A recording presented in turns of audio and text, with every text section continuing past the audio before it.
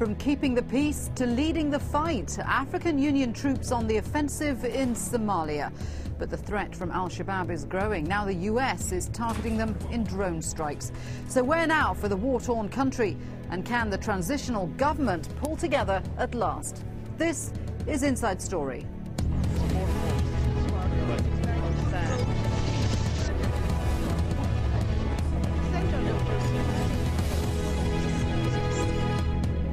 Hello, welcome to the programme. I'm Shuli Ghosh. Some 3,000 Ugandan soldiers have arrived in Somalia to help government forces battle al-Shabaab. Last month, the mandate of the AU mission was expanded from peacekeeping to enforcement of peace. It means AU soldiers can lead the onslaught against al-Shabaab, and they say they're making significant headway in the battle for control of Mogadishu.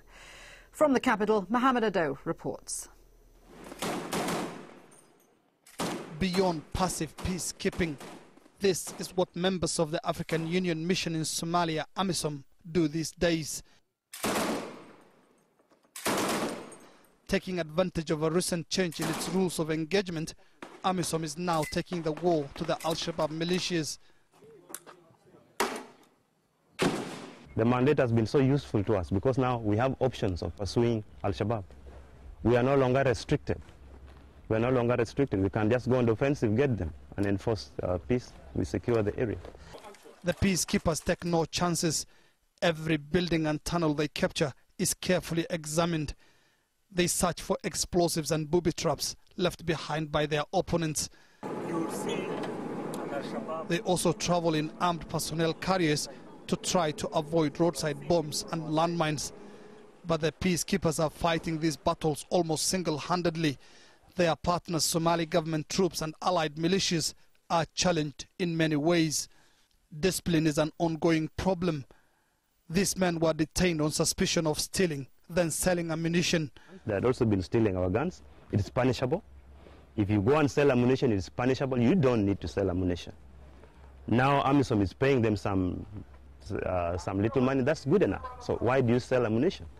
The African Union peacekeepers have also surrounded Bakara Market, Mogadishu's biggest market and perhaps al-Shabaab's most important base. Depriving al-Shabaab of the revenue they believe could tip the economic balance in favor of the government, which already controls the seaport and the airport. Mohamed Ado for Inside Story, Mogadishu. So let me introduce our guests today. In Oslo, Stig Hansen, an associate professor in international relations at the Norwegian University of Life Sciences. He's also the author of the book Borders of Islam. And in London, Mohammed Gure, he's the chairman of the Somali Concern Group, a voluntary organisation. Gentlemen, welcome to the programme. Stig, let me start with you. AMISOM have in the past been criticised for not doing enough to keep the peace in Somalia. Do you think the extension of their rules of engagement will help with that?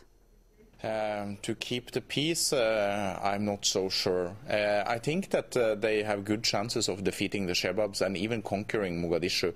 But the problem is, of course, what to do next. And they have to have larger numbers, and they have to have allies in the TFG that can provide security and safety for the ordinary Somalis. And I'm not entirely convinced that they have that ally yet. Do you think that they can drive al-Shabaab from Mogadishu? Absolutely, they are able to do that, but the question is what happens afterwards, and I think afterwards they will face an insurgency, and I also am unsure if they can provide law and order in that city after taking, defeating the Shababs. So there's a lot of dilemmas in expanding. One thing is to defeat the Shababs on the battlefield, another thing is to face the insurgency that follows and to try to give law and order to ordinary Somalis. Mohammed, let me bring you in. What do you think is the feeling of ordinary Somalis that the mandate of the AU has now been expanded from being able to be more offensive in chasing out al-Shabaab? Well, the mood has always been one of a mixed reaction of what is going on in Somalia. I mean, most of the people do favor an effective combat AMISOM forces that takes Shabab out of drive Shabab out of Mogadishu and all of Somalia. But unfortunately, as the other guest said, the dilemma is not with AMISOM. The dilemma is with the Somali government, the TFG. The Somali forces are poorly trained, the Somali forces are poorly disciplined, and they need to be restructured. And AMISOM can conquer and take parts of boroughs in Mogadishu, but then you need Somali forces who are ready to capitalize that and contain it. Of course, Shabab will eventually become an insurgency rather than a fighting force. And to deal with that, you have to have disciplined, trained Somali counterparties who take over from areas that AMISOM,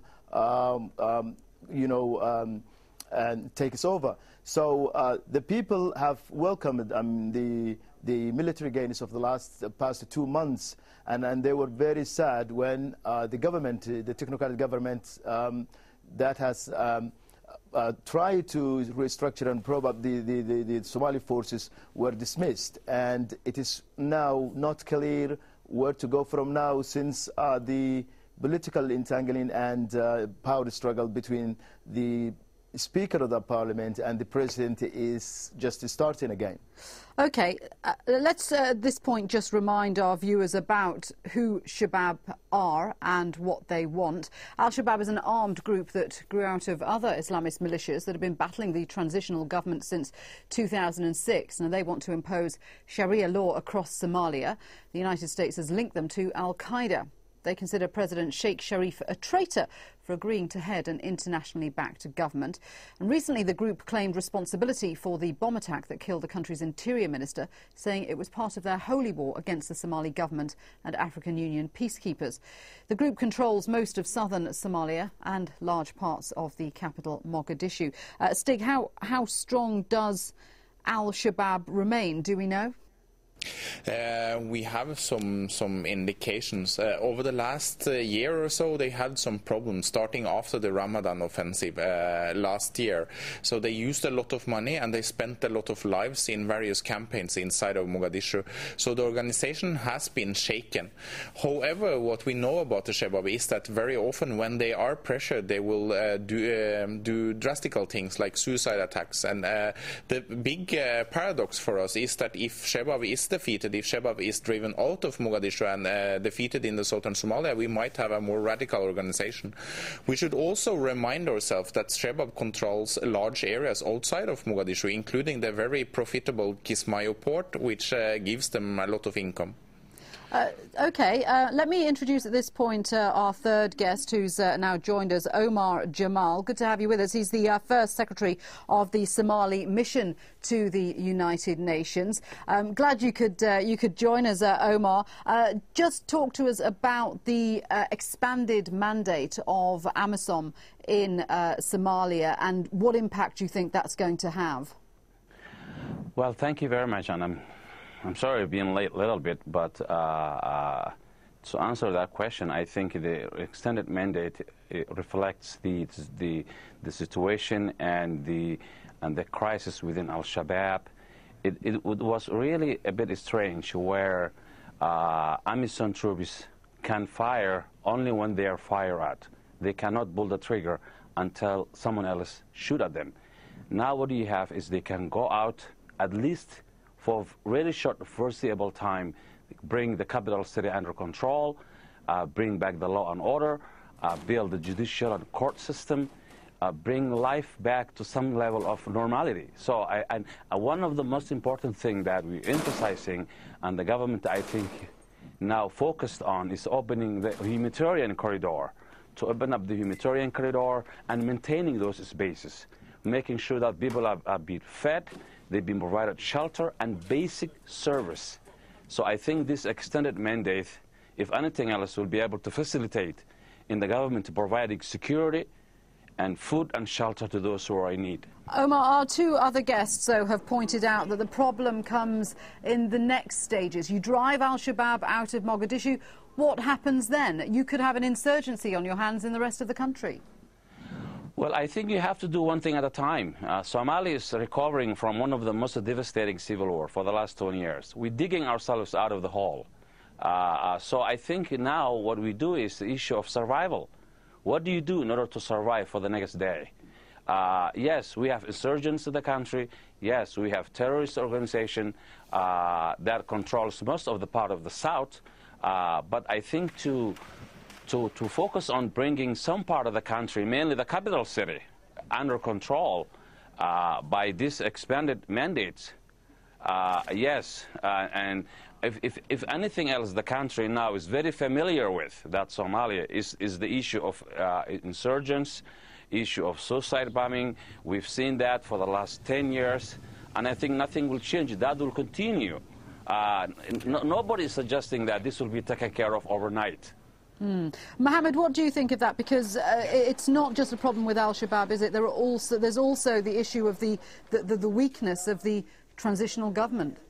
Well, it is, absolutely. I mean, the strength of Al-Shabaab comes from the weakness of the government. Had the government been strong enough, had the government had a strong leadership, had the government had a plan, a vision to conquer, had the government had a plan to even divide Al-Shabaab. Al-Shabaab is not one solid body of a fighter. Al-Shabaab is divisible. Al-Shabaab there are different groups with different agendas within Shabaab.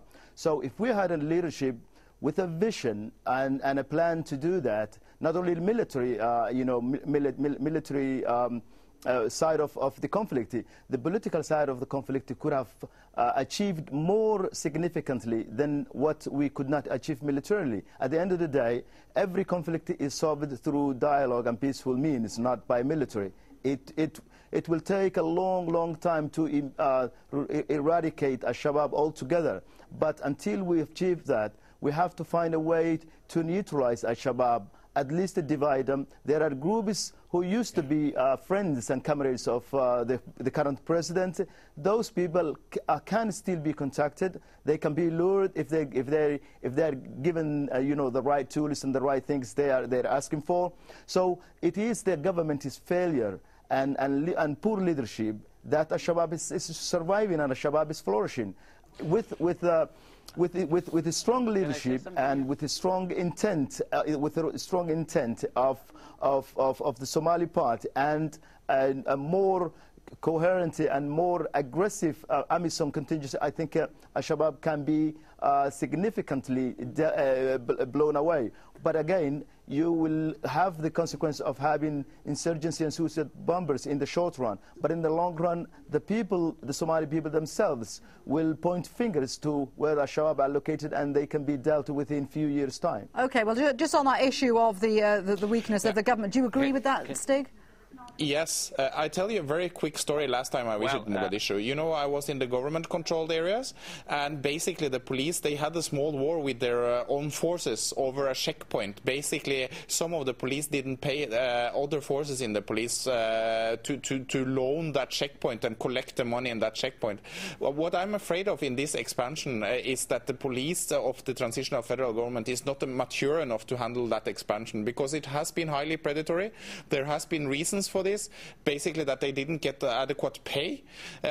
This has become better, but I'm really afraid that this can happen again. And I'm quite positive when our friend from the TFG here says that they will emphasize the justice sector, because that's very important. And I think that also gets Shabaab's supporter, because Shabaab, their brand name has been local justice, Sharia justice. So it's important that the police functions when you want to control a city. Very important. Omar, it is the case, isn't it, that the transitional government has been perceived as a failure by people in Somalia? Well, let me put it this way, is that the simple question is now, as this thing is in Mogadishu city right now, are we better off now than we were 4 or 5 years ago? Yes. Things are progressing very slowly. And yes, the government are now putting things back into pieces that has been completely not there for the last 20 years. Well, when you say the government is progressing, I mean, they haven't progressed on security, on stability, on constitutional progress, on parliamentary reform. I mean, none of those have been completed. Right, and one of the reasons that the government, however, is slow, that has been very problematic, is that some form of internal bickering among the TFG top leadership and the parliamentarian members. Yeah, and it looks specifically like right also now we're between the president and the speaker. There's been divisions between the President and the Speaker of Parliament. Well, I think, to be fair enough, I believe that that issue has been completely resolved. The government now is committed and focusing on doing a real work on the ground. I think we don't have to go back to yesterday. Where we are right now is the Prime Minister resigned, the President appointed a new Prime Minister with the blessing of the Speaker, and the Prime Minister get overwhelming parliamentarian vote of confidence.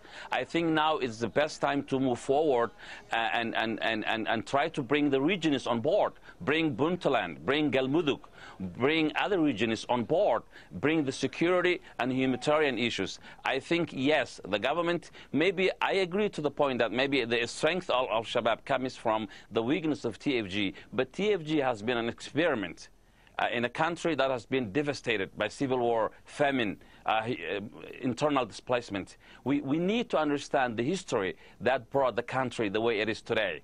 By having that in mind, I think we can understand how things are there. But if you ignore that picture and think Somalia as it is a country in Europe or Middle East where everything is intact, I think that would not be fair analysis. Okay, but it is that has been completely devastated. It is also the case that there are signs that the international community is becoming exasperated with this experiment, as you call it. In May, the UN Secretary-General Ban Ki-moon said the Security Council was losing patience with Somalia's leadership. He said the transitional federal institutions must show real progress on key tasks such as constitution-making, political outreach, reconciliation, the provision of basic services and improvements in security.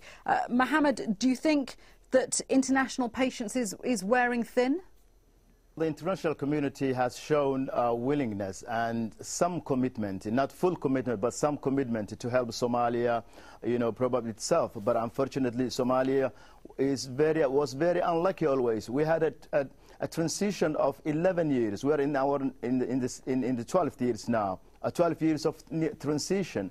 And all that transition and all that time, the international community was trying to help, the regional organization was trying to help, the international organization was trying to help, but unfortunately it is the Somali leadership who failed the Somalia and who failed the initiatives and the support of the international community. They have every right to say that, and it is the political pickering and personalization of the Somali conflict. The whole TFG system now has become a show for two opposing men, two friends. The two Sharif, the president and the Speaker of the Parliament, because of each one of them is trying to survive in the political arena, and each one is trying to get rid of the other by siding with some countries in the region. How do you answer that accusation, Omar?